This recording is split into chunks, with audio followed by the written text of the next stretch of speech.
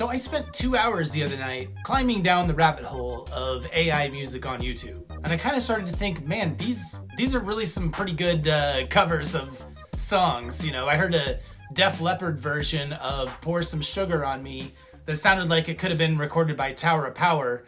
And the more I started listening to it, I was like, man, the Def Leppard version actually sounds like the cover of this song. It's so good. This shouldn't exist, but somehow it works perfectly, and honestly, yeah, I loved it. Then I started to think about a Rick Beato video that I watched, maybe a month or so ago, where he featured a band on Spotify called the Velvet Sundown. They had thousands of streams and sounded totally legitimate.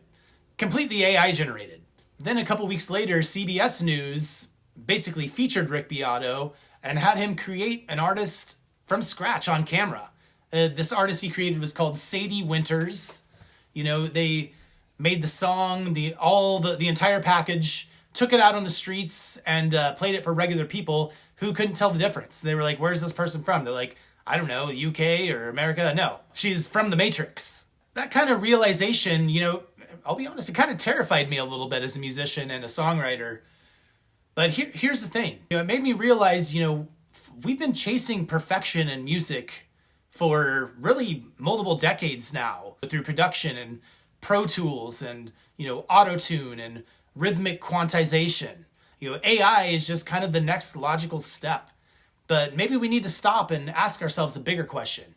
What if AI had existed when, the Beatles recorded their albums, or if, Bob Dylan's raw delivery had been pitch corrected, or if John Bonham's drums had been quantized on all those Zeppelin records? It would completely sterilize it. Would these songs actually be better? Or would we have lost the very thing that made them classics, which is the human element? We're not really talking about the future anymore. This is happening right now. I think this might be one of the most important conversations for musicians and listeners to have. Now, AI, it didn't come out of nowhere. We've been moving toward artificial intelligence and really perfection for decades. It didn't start here, but it kind of started off with Pro Tools in the late 90s, early 2000s. Suddenly every single note could be moved and shifted to a grid. We started getting into auto-tune and pitch correction, which kind of became a signature sound of, T-Pain and, the song Believe by Cher, which I'm sure we've all heard a billion times. Now it's really standard and it's on everything. Drum quantization, it locks the drums to a grid. It removes the human element and all those imperfect bits of human timing. Vocoders and early vocal manipulation, we've been really playing with fake voices for years. Each technology kind of removed a little bit more of humanity. We justified it as enhancement. AI is just the next step in this journey.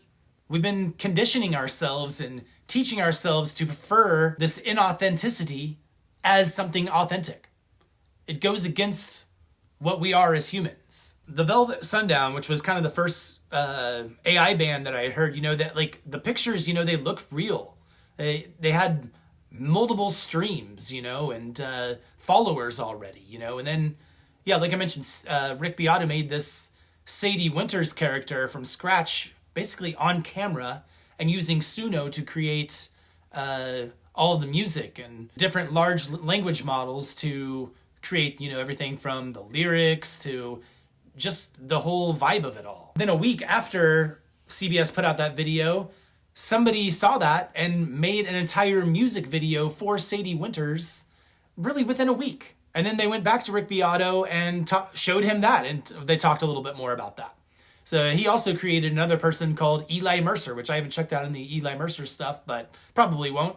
But, really, the takeaway here is that this isn't theoretical. You're fooling people right now, thinking that people are actually putting in the effort and making all this music, but it's all being done, on the keyboard and with the click of a button. If dozens of people or whatever can't really tell the difference, does the difference really matter?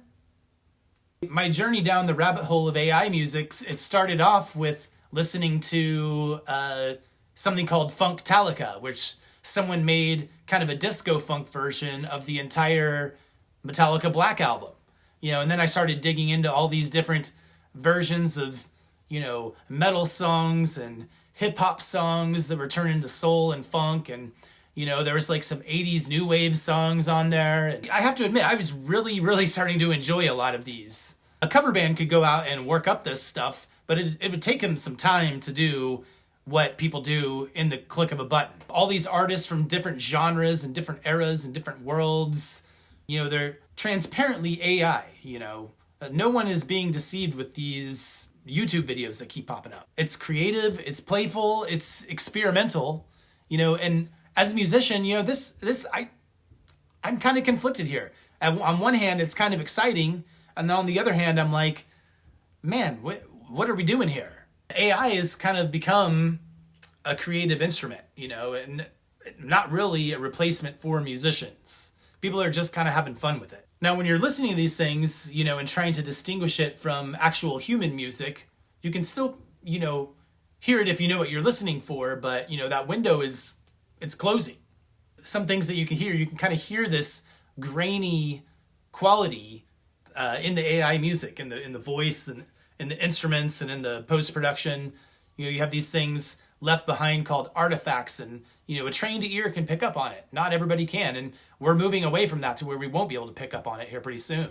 It's kind of similar to, now that we've been seeing all these AI generated images for a couple years now, you can look at their hands, or you can look at the smoothness on their face and be like, okay, yeah, this is an AI image. But these telltale signs are kind of disappearing pretty quickly. Each generation of this technology gets a little bit cleaner. So what happens when you can't tell anymore? Right now, I can hear it.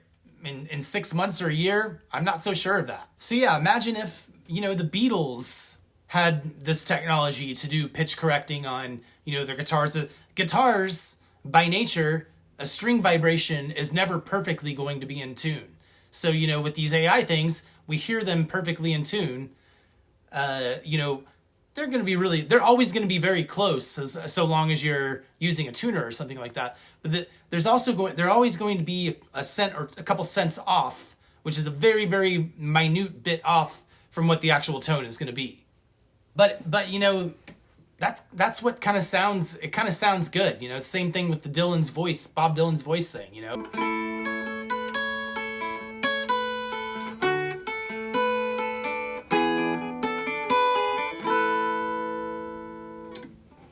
Those notes aren't perfect, but they still sound pretty good to me, And if you listen to the original recording of Here Comes the Sun, those guitars are kind of out of tune, but they sound great.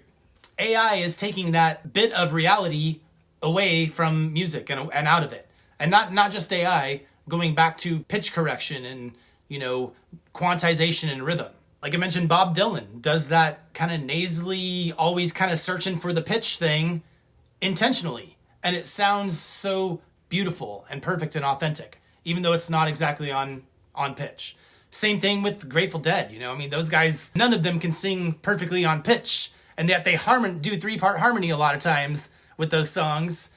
But still, it resonates with people because it's human, and those songs stand alone, and they're just complete masterpieces. Led Zeppelin, John Bonham's drums, they had swagger. They were loose. They were slightly behind or ahead of the beat. You lock that to a grid, it's going to sound terrible. I don't know if I can really hear anybody other than Bob Dylan do Like a Rolling Stone or Just Like a Woman. Those flaws are in the artistry, and those are the core part of the human element in music. With AI, we're starting to perfect the soul right out of those songs. The imperfection wasn't a limitation of the technology. It is part of the art. And I'll be honest, I have a hypothesis here. I think that moving forward in time, we are going to get away from having this perfectionist mentality when it comes to music.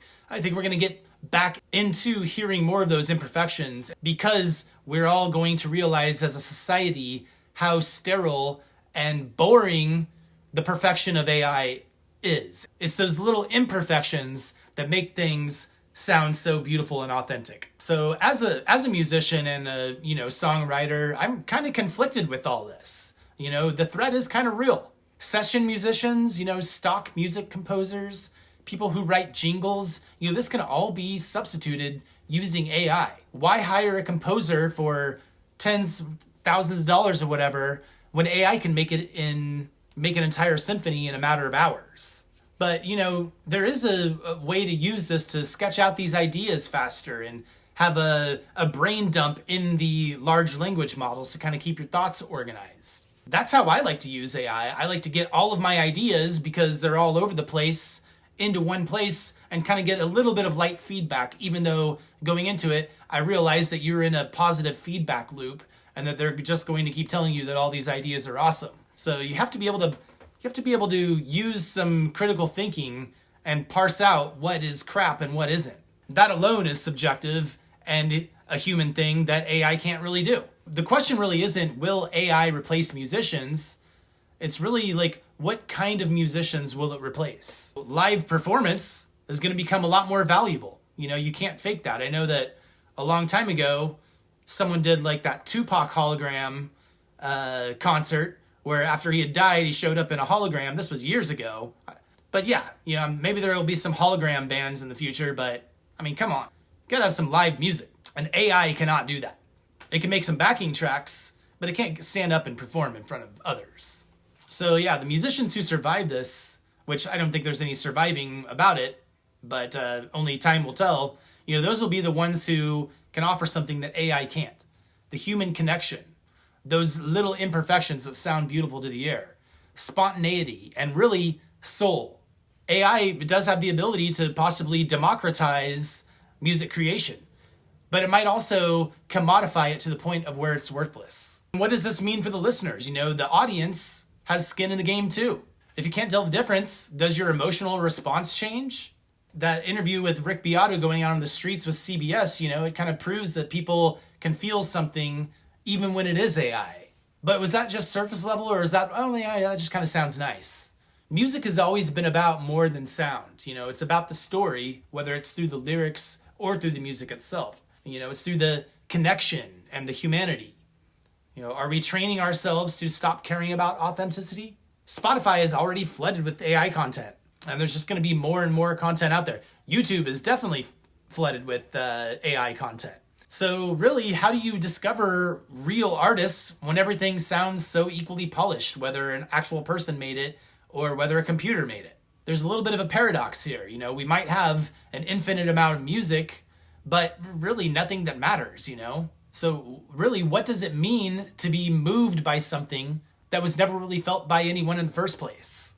We've been chasing perfection since, recording technology existed. As someone who spent hours and hours practicing alone in my bedroom as a teenager, you strive for that perfection, going out as a child and performing in choir contests and stuff like that. And, you're striving for that perfection. But there's another level of imperfection within that perfection that is beautiful. And it's something that AI really can't recreate, I don't think. It might in the future, I don't know. But music's power, it's always been in its imperfection. The crack in somebody's voice, or, the rawness of like those early punk and ska songs. That loose groove in funk music, one of my favorite genres. Jazz is literally about playing the wrong notes in the right context. Blues is about bending notes out of tune intentionally and hitting every single fraction of note in between two of them. Music is incredibly language-like. And, language itself is full of all these beautiful imperfections. Dialects, accents, slang, colloquialisms, all these AI mashups, they show us really kind of the fun side, the creativity, but, without the deception. AI replacement for music shows us what we lose, and that is humanity. The perfection is actually sterile. The humanity is messy, and the messiness is where the art lives. We've been so focused on whether or not we could make all this music perfect, we really forgot to ask, should we try to make it perfect? Look, as a musician, I don't have all the answers, and we're going to see where this goes moving forward. I don't know if I should be excited or terrified about this, probably a little bit of both. But I do know this. Those AI mashups I was listening to, they're fun because they're honestly AI. They're not trying to fool anyone. The problem isn't in the technology, it's the deception. And also the cutting the corners. And it's the loss of what makes music matter in the first place. That's the human being on the other side of it. Really trying to say something that matters, whether it's through their words or through the music itself. So the next time you hear a song that kind of moves you, maybe ask yourself, would it move you the same way if you knew that no one ever felt what you're feeling? Because that's the world that we're walking into right now. And we get to decide if that's the world that we want to live in. So let me know what you think in the comments. If you like this video, please give me a like, do me a favor, and subscribe for more content like this. I would love to hear from other musicians and music lovers out there about how you're all processing this AI element in music today. I want to thank you for checking out this video today and hearing my opinion, and let's keep the conversation going below. So thanks again, and as always, I'll see you next time, friends.